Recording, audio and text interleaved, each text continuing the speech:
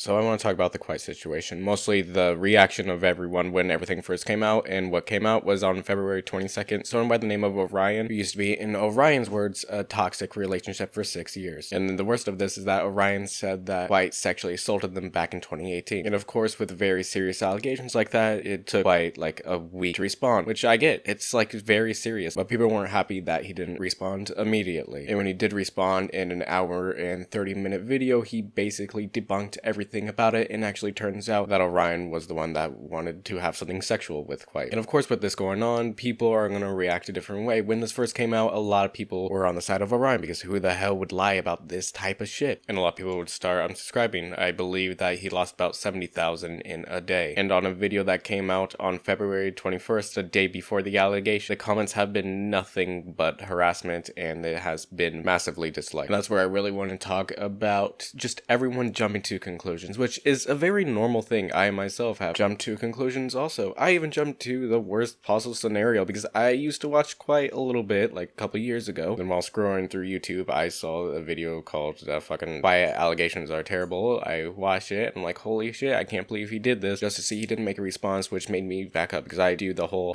innocent until proven guilty, or also if he didn't respond at all for like the very long time, he's just a guilty motherfucker. But lately, I've been seeing the mindset of that everyone is guilty until proven innocent, and even if they are proven innocent, they're still guilty, because that's their mind, and you can't really change someone who's just locked straight onto that. And I myself wouldn't be surprised if a lot of YouTube friends that he had dropped him, because once the hate is going his way, it's also going to go their way, because, you know, why the hell would you still be friends with this guy? And even though he's proven his innocence, I'm pretty sure they're still not going to be friends with him, because they're probably too stubborn to swallow their pride and say that they're wrong. Also, when people come out with these fake allegations, it's completely fucking harmful, because when someone comes out with an actual allegation, people won't believe them because of how many fakes there have been, which is completely harmful to those who have actually been sexually assaulted, who have been taken advantage of. They won't be taken as actual fact, and people can get away with it if this keeps going with how many fakes there are. I think it's that fucking terrible. And the other bad thing, that Kwite's face was put out there for everyone to see without him wanting it to be, which, you know, he wants to live a private life, which is something I respect. I myself would love to live a quiet life. And something he said at the end of his video is that since his face is out there, and since he was labeled as sexual assaulter for a while, people are just gonna look at his face and think of that, which could ruin his, you know, personal life. He might not be able to get a job if he does quit YouTube, which is something he's talked about since this all came out. There's also another thing you have to think about: his family. What do you think his family thinks about him now? What do you think he's told his family? What do you think they think of this whole situation, and what will happen to them since his face is now out there? And when Kwite came out with his response video, Orion tweeted that he's only seen the first 10 minutes, and for undeniable proof, in his own fucking words, undeniable proof. So it's a picture of a psychologist report, which doesn't fucking help your case, dude. Kwite's video is an hour and 31 minutes long, going over your sexual advances on him and your manipulation. Like, how the fuck is the psychology report, which might add looks very fucking weird, especially since it has multiple things repeated, which would be fine if one thing was repeated, it's happened before, but no, this has like 3 things that have repeated. Just how is that supposed to help with the amount of evidence put against you? You also said that you're gonna be taking a break for a while, which also doesn't fucking help you prove, because you didn't say what for. You didn't say how long or why you're doing it. You know, you could say that you're taking a break to gather up more evidence, but you didn't. You're just taking a break because you're getting too much heat, because guess what? You fucking lied. You lied and you got caught, and now you're ruining your own reputation. And I don't feel bad for you. No one should feel bad for you, because it turns out you're a terrible fucking person who made up very terrible allegations of sexual assault just because someone didn't reciprocate your fucking feelings. I think that you shouldn't have a platform, because not only did you make up terrible allegations, but you lied through everything, trying to make yourself look like a fucking victim when you're not. You're the fucking aggressor. And that's all I really have to say about this, my thoughts on it, because I better stop before I pop a fucking blood vessel, because lying about sexual assault is a very terrible thing that no one should do. So that's all I really have to say, and I hope you guys have a wonderful day, and I'll see you whenever I post again.